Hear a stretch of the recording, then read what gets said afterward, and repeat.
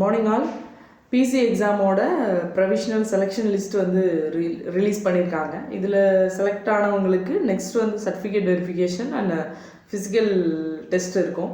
First day பார்த்தீங்கன்னா உங்களுக்கு certificate verification இருக்கும். ஃபஸ்ட்டு அதில் வந்து நீங்கள் எந்தெந்த எக்ஸாமுக்கு என்னென்ன சர்டிஃபிகேட் வச்சு அப்ளை பண்ணீங்களோ, நீங்கள் ஸ்போர்ட்ஸ் கோட்டாவோ இல்லை தமிழ் மீடியம் எலிஜிபிலிட்டியோ இல்லை விடோ கேட்டகரியோ இல்லை எக்ஸ் சர்வீஸ் மேனோ என்ன கேட்டகரியில் என்ன சர்டிஃபிகேட் இருக்குது, நீங்கள் கோட்டா வேணும்னு நீங்கள் அப்ளை பண்ணீங்களோ அதை தான் வெரிஃபை பண்ணுவாங்க. நீங்கள் எக்ஸாம் முடித்ததுக்கப்புறம் நான் இப்போ தான் வந்து எக்ஸாம் செலக்ட் ஆனதுக்கப்புறம் நான் தமிழ் மீடியம் சர்டிஃபிகேட் வாங்கினேன் இல்லை மற்ற கோட்டாவுக்கான சர்டிஃபிகேட்ஸ் வந்து இப்போ தான் எனக்கு கிடச்சிது அப்படின்னு சொன்னால் அதை வந்து அவங்க அக்செப்ட் பண்ணிக்க மாட்டாங்க. நீங்கள் என்னென்ன எக்ஸாமுக்கு அப்ளை பண்ணும்போது சர்டிஃபிகேட்டை ஹேண்ட் ஓவர் பண்ணீங்களோ அதை வெரிஃபை பண்ணுறதுக்காக தான் இந்த சர்டிஃபிகேட் வெரிஃபிகேஷன் நடக்கும்.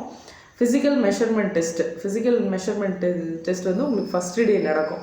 ஃபஸ்ட்டு டே எல்லா கேண்டிடேட்டையும் வர சொல்லி ஃபிசிக்கல் மெஷர்மெண்ட் டெஸ்ட் நடக்கும். அதில் ஹைட் அண்ட் செஸ்ட் வந்து மென்னுக்கு மெஷர் பண்ணுவாங்க.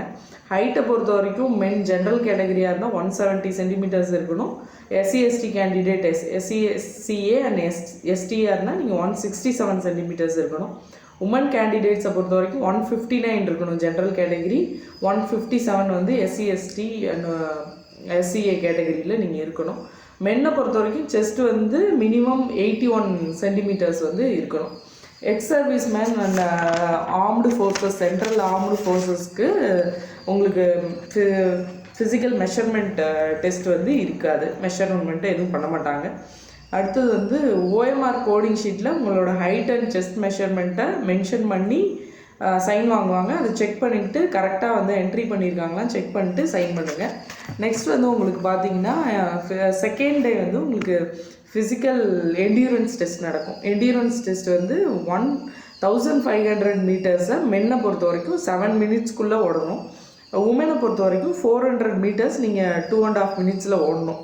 2.5 மினிட்ஸை தாண்டிடக்கூடாது. இவங்களுக்கு மென்னு வந்து 7 மினிட்ஸ்க்குள்ளே 1500 மீட்டர்ஸ் வந்து ஓடணும். இது ரொம்ப டஃப்பாக இருக்காது. ஓரளவுக்கு நார்மலாக ஓடினீங்கனாலே ஓகேவாக இருக்கும். உங்களுக்கு முன்னாடி டைம் போர்டு வச்சுருப்பாங்க உங்களுக்கு கிரவுண்ட்லேயே. நீங்கள் அதை பார்த்துட்டு நீங்கள் 400 மீட்டர்ஸ் இருந்தால் ஒரு ரவுண்டு தான் வரணும். அதை செக் பண்ணிக்கிட்டு நீங்கள் ஓடலாம். எங்கேருந்து பார்த்தாலும் உங்களுக்கு விசிபிள் ஆகிற மாதிரி வச்சுருப்பாங்க. செகண்ட் டே வந்து உங்களுக்கு ஃபிசிக்கல் எஃபிஷியன்சி டெஸ்ட் இருக்கும். ஃபிசிக்கல் எஃபிஷியன்சி டெஸ்ட்டை பொறுத்த வரைக்கும் 1 ஸ்டார்னால் உங்களுக்கு 4 மார்க் கொடுப்பாங்க, 2 ஸ்டார்னால் 8 மார்க் கொடுப்பாங்க. 1 ஸ்டாருங்கிறது வந்து மினிமம் எலிஜிபிலிட்டிக்கான உங்களுக்கு இதுவாக இருக்கும். 3 ஈவெண்ட்ஸ் நடக்கும். இந்த 3 ஈவெண்ட்ஸ்லேயும் நீங்கள் எல்லாத்துலேயுமே டபுள் ஸ்டார்ஸ் வாங்கிட்டீங்கன்னா 24 மார்க் வந்து நீங்கள் ஃபுல் மார்க் வந்து நீங்கள் வாங்கிடலாம். இப்போ வந்து மென்னை பொறுத்த வரைக்கும் பார்த்தீங்கன்னா உங்களுக்கு கயிறு ஏறுற ஈவெண்ட் இருக்கணும். இதில் தான் மேக்ஸிமம் மென் வந்து இதில் வந்து விடுறதுக்கான சான்சஸ் வந்து அதிகமாக இருக்குது. ஏன்னா வந்து கயிறு ஏறுறது டோட்டலாக வந்து கையை மட்டும்தான் நீங்கள் யூஸ் பண்ணி ஏறணும். நீங்கள் வந்து உங்களோட காலையோ இல்லை பாடியோ வந்து டச் ஆகிடுச்சுன்னா உங்களை வந்து டிஸ்குவாலிஃபை பண்ணிடுவாங்க. அதை நீங்கள் வந்து கவனத்தில் வச்சுட்டு ஏறணும். அதுக்கு நிறைய ப்ராக்டிஸும் தேவை. மோரோவர் உங்களுக்கு 60 days to 75 days தான் இருக்கும். அதுக்குள்ளே நீங்கள் வந்து அதை ப்ராப்பராக ப்ராக்டிஸ் பண்ணிக்கணும். அடுத்தது லாங் ஜம்ப் வந்து 380 மீட்டர்ஸ் to 450 மீட்டர்ஸ் வரைக்கும் நீங்கள் தாண்டினீங்கன்னா 1 ஸ்டார் கிடைக்கும். அடுத்தது 4.50 மீட்டர்ஸ்க்கு அதிகமாக தாண்டினீங்கன்னா, அதாவது 3.80 மீட்டர் to 4.50 மீட்டர் வரைக்கும் தாண்டினீங்கன்னா 1 ஸ்டாரு. 4.50 மீட்டருக்கு அதிகமாக தாண்டினீங்கன்னா உங்களுக்கு 2 ஸ்டார் கிடைக்கும். 1 ஸ்டார்னால் உங்களுக்கு 4 மார்க், 2 ஸ்டார்னால் 8 மார்க் கிடைக்கும்.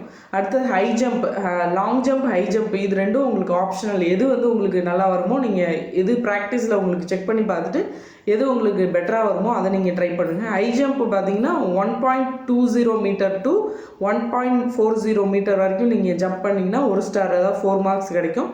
1.40 மீட்டருக்கு அதிகமாக நீங்கள் ஜம்ப் பண்ணிங்கன்னா 2 ஸ்டார்ஸ், ஃபுல் மார்க் உங்களுக்கு 8 மார்க் கிடைக்கும்.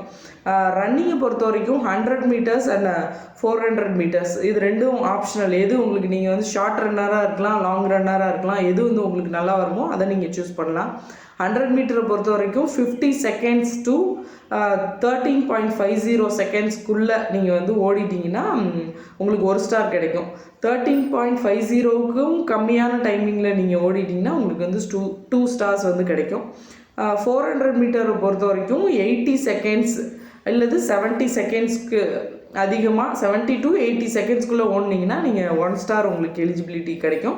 70 செகண்ட்ஸுக்கு கம்மியாக ஓடினீங்கன்னா உங்களுக்கு வந்து 2 ஸ்டார்ஸ் வந்து உங்களுக்கு கிடைக்கும்.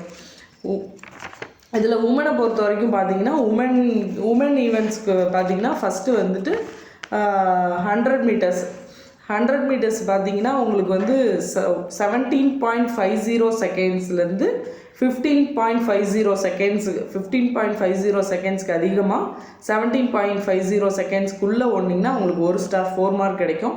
15.50க்கும் கம்மியான டைமிங்கில் நீங்கள் ஓடினீங்கன்னா 2 ஸ்டார்ஸ் வந்து கிடைக்கும். மேக்ஸிமம் இது வந்து அத்லெட்ஸாக இருக்கிறவங்க தான் இதை 2 ஸ்டார்ஸ் எடுப்பாங்க. நார்மலாக இருக்கவங்க நீங்கள் 17.50க்குள்ளே ஓடணும். மேக்ஸிமம் நீங்கள் 17 செகண்ட்ஸ்க்குள்ளே ஓடணுன்ற மாதிரி ப்ராக்டிஸ் பண்ணிக்கோங்க. அந்த 50 செகண்ட்ஸை கொஞ்சம் எக்ஸஸாக வச்சுக்கோங்க.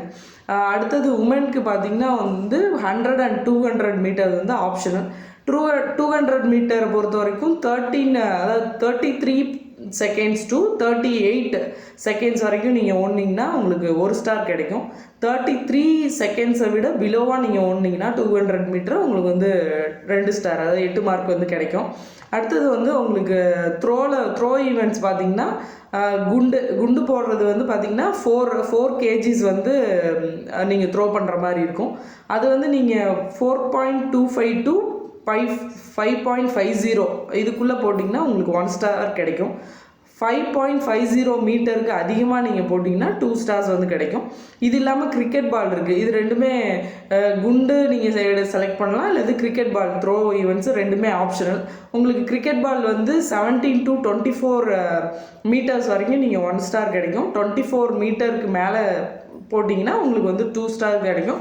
மேக்ஸிமம் உமன் கேண்டிடேட்ஸ் வந்து கிரிக்கெட் பால் சூஸ் பண்ணுறது உங்களுக்கு கரெக்டாக இருக்கும்னு நினைக்கிறேன். உங்களுக்கு எப்படி ஸ்ட்ரென்தன் அண்ட் நீங்கள் ப்ராக்டிஸ் பண்ண மெத்தட்ஸ் எப்படின்னு பார்த்து ட்ரை பண்ணுங்கள். இந்த ஃபிசிக்கல் டெஸ்ட் வந்து ஃபஸ்ட்டு 2 நாள் நடக்கும். First efficiency and first endurance test நடக்கும். செகண்ட் டே எஃபிஷியன்சி டெஸ்ட் நடக்கும். என்டியூரன்ஸ் டெஸ்ட்டுக்கு ரொம்ப நீங்கள் ஹார்ட் ஒர்க் பண்ணிக்கிட்டு ஃபஸ்ட்டு டேவே வந்து இதாயிடாதீங்க. ப்ராக்டிஸ்க்கு போகிறதுக்கு ஒரு 3 days பிஃபோராக, ஃபிசிக்கல் டெஸ்ட்டுக்கு போகிறதுக்கு ஒரு 3 days பிஃபோராக உங்கள் ட்ரைனிங்கை வந்து நீங்கள் ஸ்டாப் பண்ணிக்கிறது ரொம்ப நல்லது. டோட்டலாக நிப்பாட்டலான்னு ஜஸ்ட் நீங்கள் வாக்கிங் போனால் போதும்.